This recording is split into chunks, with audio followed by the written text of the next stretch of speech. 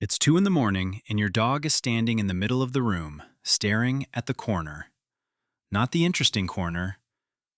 There is no interesting corner. Just a corner, doing nothing, the way it has all day. You have two theories. 1, ghost. 2, the dog has lost it. The real answer is the boring one. Your dog is picking up something that's actually there. A sound, a smell, a shift in the air you physically can't detect because you're walking around with the sensory hardware of a damp houseplant. All of it is real, and none of it is a ghost. Which is somehow stranger than the ghost would have been.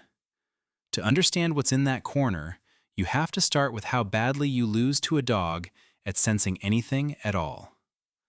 Because we lose in almost every sense we share, and smell is where we lose the most embarrassingly. You've got around 5 to 6 million scent receptors. Your dog has between 125 and 300 million, with bloodhounds at the top of the range and you, firmly, at the bottom. The part of the brain that processes all of it is about 30 times larger in a dog than in you. Now, you'll hear that a dog's nose is 10,000 or 100,000 or 1,000,000 times better than yours. Honestly, nobody agrees on that number. The studies are all over the place, so I'm not going to pretend I know it. The receptor count is enough. That alone is humiliating. Here's what it buys them. You walk into the kitchen and smell soup. Your dog walks in and smells the chicken, the carrots, the onion, the pot it's in, and the specific person who stirred it 40 minutes ago. You get soup.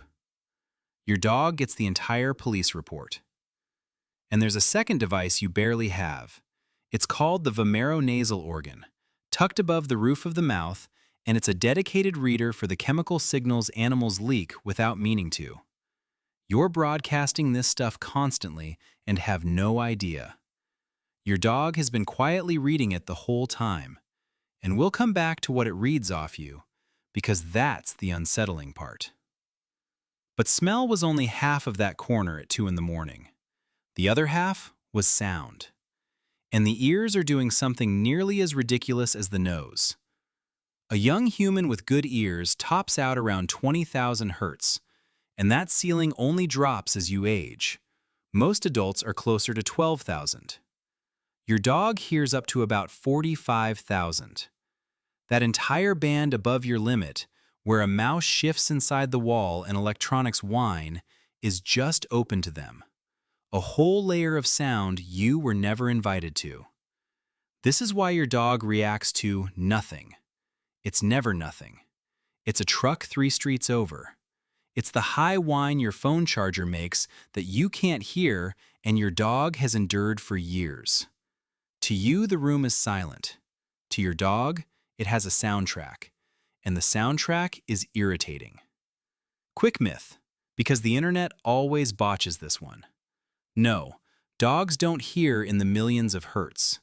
It's about 45,000, and that's already absurd enough. You don't need to make it up. And one twist that runs the other way, for all that range, dogs are worse than you at locating a sound. You can pin one to about 1 degree. The average dog, about 7. So your dog hears the thing you can't, then turns toward it with the confidence of someone who is mostly guessing.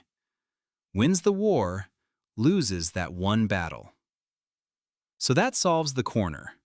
A sound you couldn't hear, a smell you couldn't catch. Mystery over, no ghost required. But the corner was the easy part.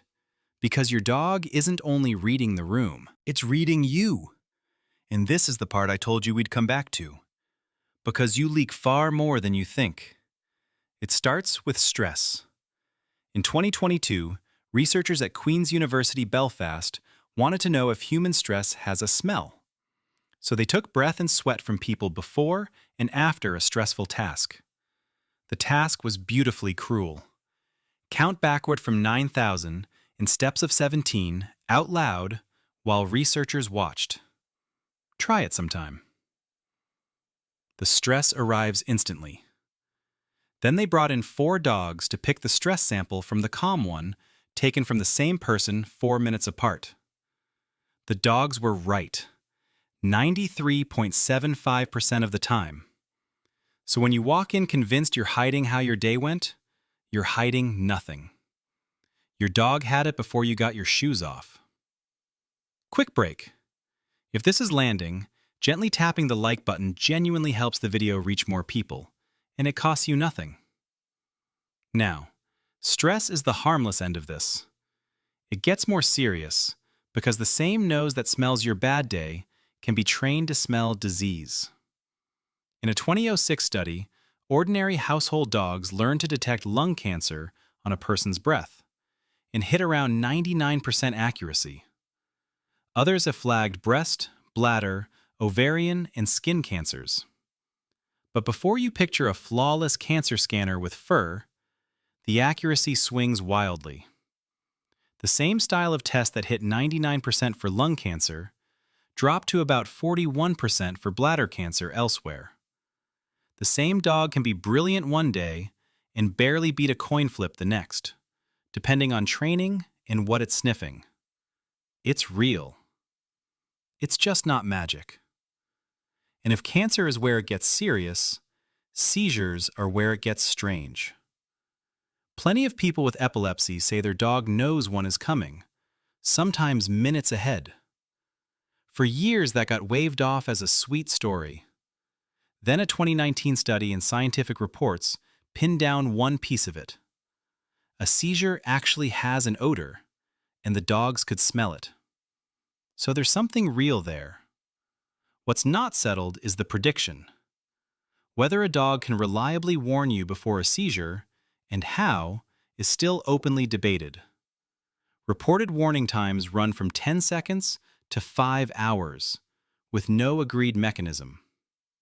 So, the smell is real, the early warning is a maybe, and anyone selling certainty is selling something.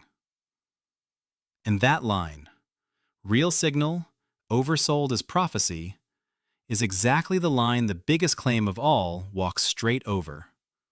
Because the biggest claim is that dogs sense the future. Earthquakes, storms, death.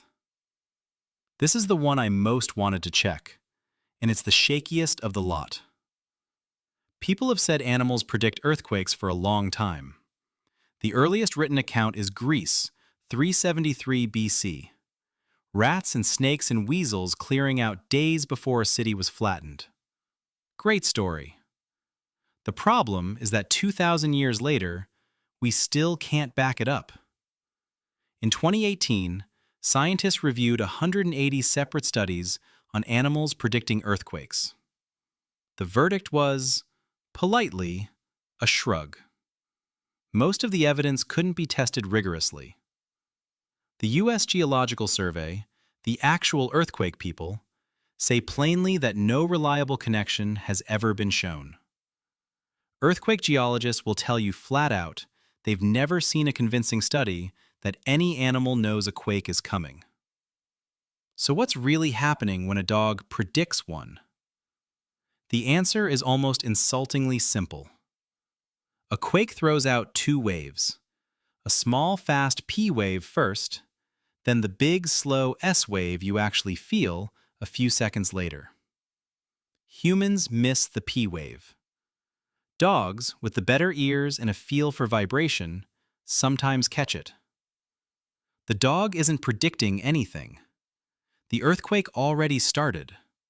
Your dog just got the memo a few seconds before your furniture did.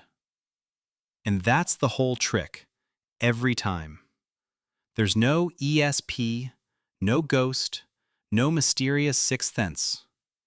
It's just the first 5 senses, built to a wildly higher spec, running inside an animal that can't explain any of it to you and gave up trying a long time ago.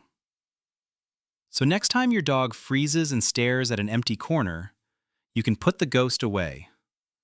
The corner isn't empty. It has a sound, or a smell, or a draft. And the only reason it looks empty is that you're the one in the room with the worse equipment. Your dog isn't haunted. It's just better at this than you, and far too polite to bring it up.